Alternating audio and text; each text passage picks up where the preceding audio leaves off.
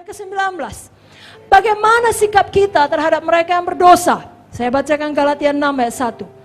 Adalah sebuah tanda penting lainnya tentang keadaan kerohanian kita. Ya, saya bacakan Galatia 6 ayat 1. Saudara-saudara, kalau seorang kedapatan melakukan pelanggaran, maka kamu yang rohani harus memimpin orang itu ke jalan yang benar dalam roh lemah lembut, sambil menjaga dirimu sendiri supaya kamu jangan kena pencobaan. Kalau ada saudara seiman, katakanlah sesama hamba Tuhan Sami jatuh dalam dosa, ada beberapa reaksi yang salah. Yang pertama, kita kritik. Yang kedua, kita keras terhadap dia. Yang ketiga, kita kasar. Yang keempat, kita bilang, udah kubilang kan. Yang kelima, kita bilang, udah terlalu parah itu. Walaupun diampuni Tuhan, kau enggaknya bisa lagi kau balik melayani. Tidak ada pertolongan Tuhan bagimu. Jangan demikian Bapak Ibu Saudara. Kalau Zoe ada di dalam kita tahu kerinduan hati Tuhan mengampuni, memulihkan. Daud berkata di Mazmur 3 ayat 3, banyak orang yang berkata tentang aku, baginya tidak ada pertolongan dari Allah. Jadi inilah yang dikatakan semua orang percaya tentang Daud pada waktu ia jatuh dalam dosa. Ya, pada waktu dia melakukan hal tidak baik dengan Batseba. Lalu anaknya mati, dia menjalani disiplin yang berat. Lalu orang berkata, tidak ada harapan bagi Daud. Tuhan sudah selesai berurusan dengan Daud. Tapi ternyata mereka salah. Tuhan memulihkan Daud. Dan Tuhan tidak mengangkat kembali janjinya yang berkata bahwasanya tahta keturunan Daud akan kekal selamanya. Dan dari Daud akan lahir juru selamat. Tetap lahir. Makanya Kristus disebut anak Daud. Saudaraku, seorang anak Tuhan yang dewasa rohani seharusnya menyadari bahwa dia sendiri pun dapat jatuh dalam dosa. Dia telah belajar untuk menjadi peka terhadap pergumulan dan pencobaan yang menimpa semua orang. Dan dia bersyukur karena kasih karunia Tuhan, dia tidak seperti itu. Dia tidak demikian. Kalau bukan karena kasih karunia Tuhan, kita pun bisa sama seperti mereka. 1 Petrus 1 ayat 5 mengatakan, kamu yang dipelihara dalam kekuatan Tuhan karena imanmu, sementara kamu menantikan keselamatan yang telah tersedia untuk dinyatakan pada akhir zaman. Kalau kita tetap keras, kita tetap mengkritik saudara kita yang jatuh dalam dosa, itu berarti kita pikir kita sangat kuat, kita tidak mungkin jatuh dalam dosa yang sama. Apa itu? Udah hamba Tuhan najis, kalau aku takkan bisa seperti itu. Jangan demikian. Saudara bisa tidak seperti itu bukan karena kekuatan saudara, karena kasih karunia Tuhan. Kalau kita tetap keras, itu berarti kita tidak peka terhadap penderitaan yang dirasakan oleh orang lain. Kita mau menggosipkannya, padahal seharusnya kita berbelas kasihan. Sakit dia tuh karena ini.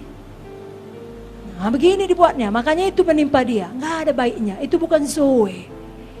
Itu ucapan yang membawa kematian, nggak ada baiknya. Berikanlah ucapan-ucapan yang membawa pemulihan. Kalau kita tetap keras, berarti kita nggak punya hal penting untuk dikerjakan. Pak Munti selalu bilang, itu yang sibuk ngurus hal cimik-cimik, tidak punya visi. Saudara harusnya punya visi besar untuk hidup saudara, hidup anak-anak saudara, untuk sidang saudara. Saudara tidak mengurusi orang-orang yang jatuh dalam dosa, lalu menghakimi mereka. Kerinduan Tuhan adalah memulihkan.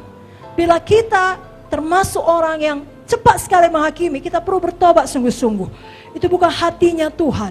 Hatinya Tuhan lagi-lagi selalu mau memulihkan dan memberi kesempatan kepada orang untuk bertobat. Saudaraku, mari kita jadi orang baik, bukan orang kejam terhadap orang yang jatuh dalam dosa. Orang baik itu bagaimana? Saya bacakan Kisah 4 ayat 36. Kisah Para Rasul 4 ayat 36. Dan Kisah 11 ayat 22 sampai 24. Saya bacakan dulu Kisah 4 ayat 36. Demikian pula dengan Yusuf yang oleh rasul-rasul disebut Barnabas. Artinya anak penghiburan, seorang Lewi dari Siprus. Ayat yang berikutnya Kisah 11 ayat 22 sampai 24. Maka sampailah kabar tentang mereka itu kepada jemaat di Yerusalem. Lalu jemaat itu mengutus Barnabas ke Antioquia. Setelah Barnabas datang dan melihat kasih karunia Allah, bersukacitalah ia. Ia menasihati mereka supaya mereka semua tetap setia kepada Tuhan. Karena Barnabas adalah orang baik, penuh dengan Roh Kudus dan iman. Sejumlah orang dibawa kepada Tuhan. Jadi nama sebenarnya tadi kita baca di dalam kisah 4, Yusuf. Kenapa disebut Barnabas? Dalam bahasa Inggris, anak penghiburan, son of encouragement. Encouragement datang dari kata paraklesis. Asal mulanya parakletos. Itu adalah kata yang dipakai untuk menggambarkan Roh Kudus. Makanya di ayat ini dikatakan orang baik, penuh Roh Kudus, penuh iman. Jadi kalau kita mau jadi orang baik terhadap orang-orang yang berdosa, kita penuh iman, dia bisa berubah. Ya, son of encouragement, penghiburan, selalu menghibur, nama dia Yusufnya. Tapi kira saking baiknya dia, orang-orang yang jatuh dalam dosa, sama seperti Roh Kudus, menolong, menghibur, memimpin, memulihkan, begitu dibuatnya.